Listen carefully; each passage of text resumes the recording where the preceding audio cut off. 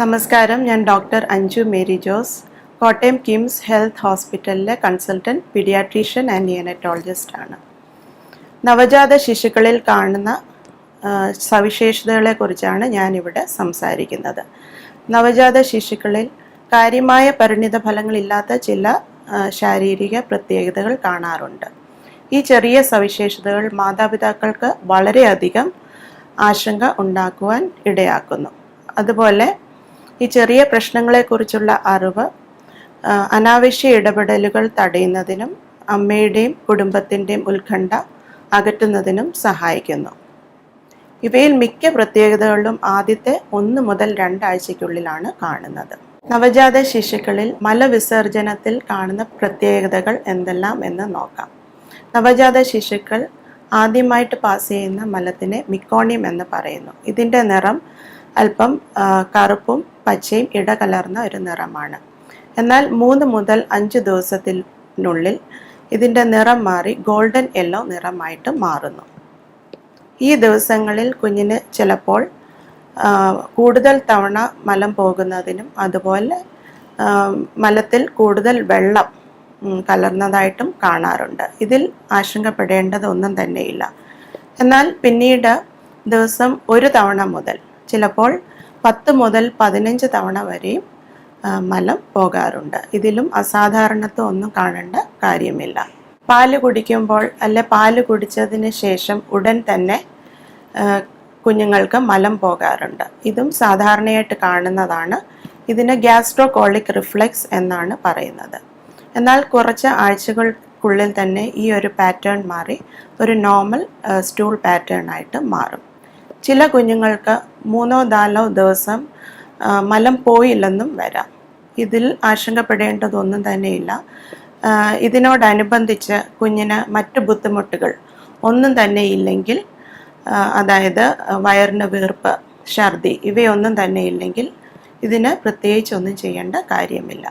അടുത്തതായിട്ട് നവജാത ശിശുക്കളിൽ മൂത്രവിസർജനത്തിൽ കാണുന്ന പ്രത്യേകതകൾ എന്തെല്ലാം എന്ന് നോക്കാം. ആരോഗ്യമുള്ള ഒരു നവജാത ശിശു ആദ്യത്തെ 48 മണിക്കൂറിനുള്ളിൽ മൂത്രം പോകാറുണ്ട്. ആദ്യത്തെ ദിവസങ്ങളിൽ അമ്മയ്ക്ക് സ്വാഭാവികമായിട്ടും പാല് കുറവായിരിക്കും.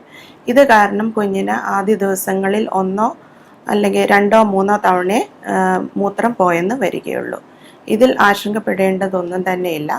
എന്നാൽ അമ്മയ്ക്ക് നന്നായിട്ട് പാലായതിനു ശേഷം കുറഞ്ഞത് 6 തവണയെങ്കിലും കുഞ്ഞിന് മൂത്രം പോകാറുണ്ട്. അതുപോലെ കുഞ്ഞുങ്ങളിൽ കാണുന്ന ഒരു പ്രത്യേകതയാണ് മൂത്രം പോകുന്നതിന് മുമ്പ് അല്ലെങ്കിൽ അത് പോയതിന് ശേഷം കുഞ്ഞുങ്ങൾ കരയുക എന്നുള്ളത്. മൂത്രം പോകുന്നതിന് മുമ്പ് കുഞ്ഞുങ്ങളുടെ മൂത്രസഞ്ചി വികസിക്കുന്നത് വഴി അവർക്കുണ്ടാകുന്ന അസ്വസ്ഥത കാരണമാണ് മൂത്രം പോകുന്നതിന് മുമ്പ് കുഞ്ഞുങ്ങൾ കരയുന്നത്. എന്നാൽ മൂത്രം പോയതിന് ശേഷം കരയുന്നത് കുഞ്ഞുങ്ങളുടെ നനഞ്ഞ നാപ്പി കാരണമാണ്. ഇതിലും അസാധാരണത്വം ഒന്നും കാണേണ്ട കാര്യമില്ല. അടുത്തതായിട്ട് കുഞ്ഞുങ്ങളുടെ ശ്വാസോച്ഛ്വാസത്തിൽ എന്ത് പ്രത്യേകതയാണ് കാണുന്നത് എന്ന് നോക്കാം. ആദ്യത്തെ ഒരു 10 സെക്കൻഡിൽ കുഞ്ഞുങ്ങൾ ചിലപ്പോൾ പതിയെ ശ്വാസമെടുക്കും. എന്നാൽ പിന്നീട് പെട്ടെന്ന് ശ്വാസം എടുക്കുന്നത് കാണാറുണ്ട്. ഇത് ചില കുഞ്ഞുങ്ങളിലാണ് കാണുന്നത്. എന്നാൽ ഈ ഒരു പാറ്റേൺ കുറച്ച് ആഴ്ചകൾക്ക് ശേഷം നോർമലായിട്ട് വരാറുണ്ട്. എന്നാൽ ഒരു 20 സെക്കൻഡിൽ കൂടുതൽ കുഞ്ഞിന് ശ്വാസം പിടിച്ചു വയ്ക്കുകയോ എന്നാൽ അതിനോട് അനുബന്ധിച്ച് നീല നിറം കാണുകയോ ചെയ്താൽ അത് അബ്നോർമലാണ്. നിർബന്ധമായിട്ടും കുഞ്ഞിനെ ഡോക്ടറിനെ കാണിക്കുവാൻ ശ്രദ്ധിക്കുക. അടുത്തതായിട്ട് കുഞ്ഞുങ്ങളിലെ സ്ലീപ്പിംഗ് പാറ്റേൺ എങ്ങനെയെന്ന് നോക്കാം. നവജാത ശിശുക്കൾ സാധാരണയായിട്ട് ഒരു ദിവസത്തിൽ 14 മുതൽ 20 മണിക്കൂർ വരെ ഉറങ്ങാറുണ്ട്. അവർ പകൽ കൂടുതലായിട്ട് ഉറങ്ങുകയും രാത്രിയിൽ ഉണർന്നിരിക്കുകയും ചെയ്യാറുണ്ട്. ഇതും സാധാരണ കാണുന്ന ഒരു പാറ്റേൺ ആണ്. കുറച്ച് ആഴ്ചകൾക്ക് ശേഷം ഇത് മാറി കുഞ്ഞ് രാത്രിയിലും ഉറങ്ങാൻ തുടങ്ങും. നവജാത ശിശുക്കളിൽ കാണുന്ന മറ്റൊരു പ്രത്യേകതയാണ് തികട്ടൽ അല്ലെങ്കിൽ റീഗർജിറ്റേഷൻ എന്ന് പറയും. പാല് കുടിക്കുമ്പോൾ അല്ലെങ്കിൽ പാല് കുടിച്ചതിന് ശേഷം കുറച്ച് പാല് തികട്ടി വരാറുണ്ട്. ചിലപ്പോൾ പാല് പിരിഞ്ഞതായിട്ടും കാണാറുണ്ട്. കുഞ്ഞ് പാല് കുടിക്കുമ്പോൾ അല്പം വായു കൂടെ ഉള്ളിൽ പോകുന്നത് കൊണ്ടാണ് ഇങ്ങനെ സംഭവിക്കുന്നത്. അമ്മമാർ പാല് കൊടുത്തതിന് ശേഷം കുഞ്ഞിനെ തോളിൽ കിടത്തി വയറമങ്ങത്തക്ക വിധം പുറകിൽ തട്ടി ഗ്യാസ് കളയേണ്ടതാണ്. ഇങ്ങനെ ചെയ്യുന്നത് വഴി ഒരു പരിധിവരെ തികട്ടൽ കുറയ്ക്കുവാൻ സഹായിക്കുന്നു. എന്നാൽ പച്ചയോ മഞ്ഞ നിറത്തിലുള്ള ഛർദി, അതുപോലെ ശക്തമായിട്ട് എടുത്ത് ഛർദിക്കുക, അല്ലെങ്കിൽ ഛർദിയുടെ കൂടെ കുഞ്ഞിന് വെയിറ്റ് കുറയുക, ഇങ്ങനെയൊക്കെ ഉണ്ടെങ്കിൽ അത് അബ്നോർമലാണ്. നിർബന്ധമായിട്ടും കുഞ്ഞിനെ ഡോക്ടറിനെ കാണിക്കുവാൻ ശ്രദ്ധിക്കുക. സാധാരണയായിട്ട് കുഞ്ഞുങ്ങളിൽ കാണുന്ന പല പ്രത്യേകതകളാണ് എക്കിൾ, തുമ്മൽ, അല്ലെങ്കിൽ ഞെരിപിരി, വായിക്കോട്ട, ഇവയൊക്കെ സാധാരണയായിട്ട് കുഞ്ഞുങ്ങളിൽ കാണുന്നതാണ്. അതുപോലെ ഡേറ്റ് കഴിഞ്ഞുണ്ടാകുന്ന കുഞ്ഞുങ്ങളിൽ കാണുന്ന ഒരു പ്രത്യേകതയാണ് അവരുടെ സ്കിന്ന് ഡ്രൈ ആയിട്ടിരിക്കുക, അല്ലെങ്കിൽ സ്കിന്ന് പൊളിഞ്ഞ് ഇരിക്കുക, പീലിംഗ് ഓഫ് സ്കിൻ കാണാറുണ്ട്.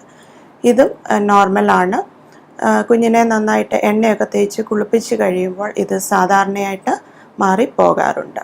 നോർമൽ ഡെലിവറി കഴിഞ്ഞ കുഞ്ഞുങ്ങളിലും അതുപോലെ ഇൻസ്ട്രുമെൻ്റൽ, അതായത് വാക്വം അല്ലെങ്കിൽ ഫോഴ്സെപ്സ് ഡെലിവറി കഴിഞ്ഞ കുഞ്ഞുങ്ങളിൽ കാണുന്ന പ്രത്യേകതയാണ് അവരുടെ തലയിൽ അല്പം നീർക്കെട്ട് കാണാം, അല്ലെങ്കിൽ അല്പം രക്തം തങ്ങി നിൽക്കുന്നത് കാരണമുള്ള വീക്കം കാണാം.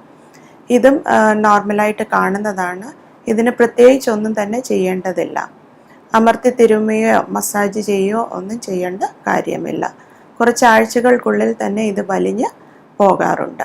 നോർമൽ ഡെലിവറി കഴിഞ്ഞ കുഞ്ഞുങ്ങളിൽ കാണുന്ന മറ്റൊരു പ്രത്യേകതയാണ് സബ് കൺജങ്ക്ടൈവൽ ഹെമറേജ് എന്ന് പറയും. അതായത് കുഞ്ഞുങ്ങളുടെ കണ്ണിൻ്റെ വെളുത്ത ഭാഗത്ത് അല്പം രക്തം കട്ട പിടിച്ച് കിടക്കുന്നത് കാണാം. ഇതും നോർമലാണ്. 1-2 ആഴ്ചയ്ക്കുള്ളിൽ തന്നെ ഇത് വലിഞ്ഞ് പോകാറുണ്ട്. നവജാത ശിശുക്കളിൽ കാണുന്ന മറ്റൊരു പ്രത്യേകതയാണ് നെയ്റ്റൽ ടൂത്ത് എന്ന് പറയും. അതായത് അവരുടെ താഴത്തെ മോണയിൽ 1-2 പല്ല് കാണാറുണ്ട്. ഈ പല്ല് കാരണം കുഞ്ഞിന് ഫീഡ് ചെയ്യുമ്പോൾ നാവിൽ മുറിവുണ്ടാവുകയോ അല്ലെങ്കിൽ അമ്മയുടെ ബ്രസ്റ്റിൽ വേദന ഉണ്ടാവുകയോ ചെയ്താൽ ഇത് എടുത്തു കളയണം. എന്നാൽ ആടുന്ന പല്ല് നിർബന്ധമായിട്ടും പെട്ടെന്ന് തന്നെ എടുത്തു കളയുവാൻ ശ്രദ്ധിക്കുക. കാരണം ഇത് ശ്വാസകോശത്തിൽ പോകുന്നതിനും ശ്വാസതടസ്സം നേരിടുന്നതിനും ഇടയാക്കുന്നു. ആൺകുഞ്ഞുങ്ങളിലും പെൺകുഞ്ഞുങ്ങളിലും കാണുന്ന മറ്റൊരു പ്രത്യേകതയാണ് അവരുടെ ബ്രസ്റ്റിൽ കാണുന്ന വീക്കം. എന്നാൽ ഇതിനോട് അനുബന്ധിച്ച് വേദനയോ ചുമപ്പോ ഒന്നും കാണാറില്ല. ചിലപ്പോൾ നേരിയ തോതിൽ പാല് പോലുള്ള ദ്രാവകം വന്നെന്നിരിക്കാം. അമ്മയുടെ ഹോർമോൺ പൊക്കിൾക്കൊടി വഴി കുഞ്ഞിൽ പ്രവർത്തിക്കുന്നത് കാരണമാണ് ഇങ്ങനെ ഉണ്ടാകുന്നത്. ഇതിൽ ആശങ്കപ്പെടേണ്ടതൊന്നും തന്നെയില്ല.